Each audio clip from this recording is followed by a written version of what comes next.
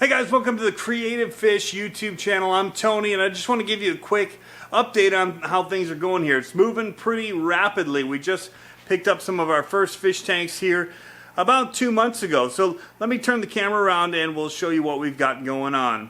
Alright, so let me just tell you where this all started. It all started with a little 2.5 gallon that I just picked up for fun. I've got a 5-year-old and a 7-year-old boy and wanted to get them into to fish.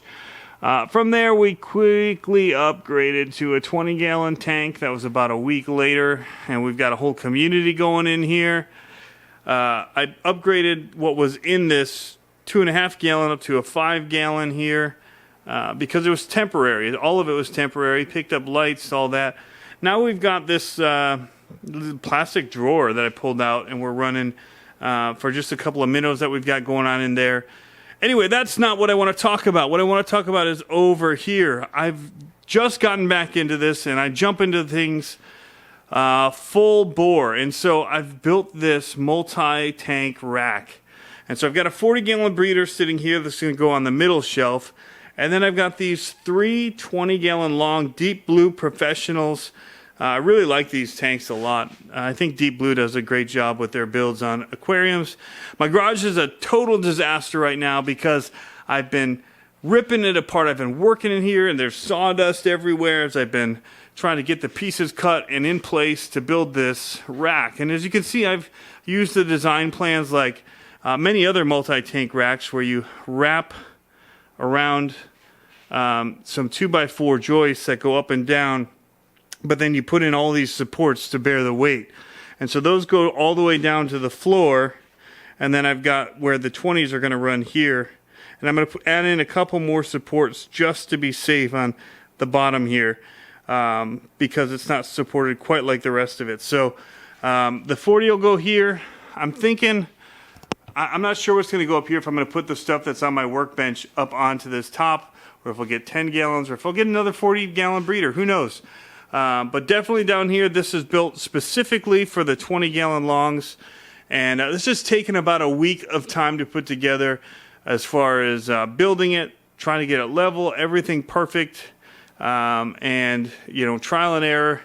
I built it all, and then I had to widen it a little bit because it was just a little too tight for my comfort, and I figured if somebody pushed on it or it kind of moved, the supports were touching the edge of the 40-gallon breeder, and I was just worried about it making the tank crack. So took it apart, lengthened it by about an inch, so I have some clearance on each side, and I was able to reuse those other boards as spacers and things like that. So not a big deal.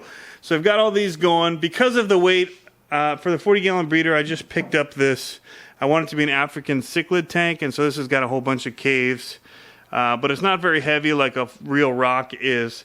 I'm just trying to minimize some of the weight that I'm going to be putting on here. I know with the pool filter sand that I've got going in, the water, all of that, I'll probably be looking at about a 600-pound tank or so on that middle shelf. I'm not even sure how much I'm going to have on the top. And then I'll have 60 gallons total on the bottom, which is 600 pounds to start, plus sand and all of that. So you can see it's going to need to bear a lot. But I've got this Fluval full spectrum. It's the Pro model, 36-inch to 48-inch, 7500K Kelvin light that's good for plants. That's going to go on the cichlid tank, the breeder tank.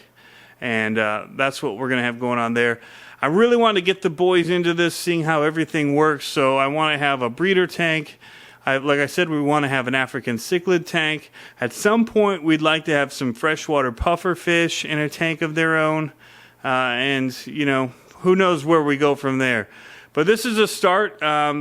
This is my RC area as well. So I want to try and clear all of this to keep this RC hobby having all of this space here that I've kind of taken up with the tanks at the moment. So that is all going to move over here. So anyway guys, that's the quick update. Again, my name is Tony. I'm new to this aquarium YouTube thing, and so I appreciate any tips that you guys have. Be sure to leave comments below if you have any ideas. Subscribe if you want to follow along on all of what we're doing, and we're going to make it fun. So we hope to see you along, and I'll be checking in on everything you guys are doing. You've been an immense help for me as I've been researching. This whole tank stand, like I said, has been built based on the DIY King and a bunch of other guys, and taking their plans and kind of modifying it into my own system so I could have the 20-gallon longs with the 40 breeder. So thank you guys for posting these videos, for all of the tips that you give. They're really helping me out as I get back into this, because quite a bit's changed since the sponge filter days. So we're going to be trying and exploring a whole bunch of things, and we again hope you'll tag along. So we'll see you in the next video.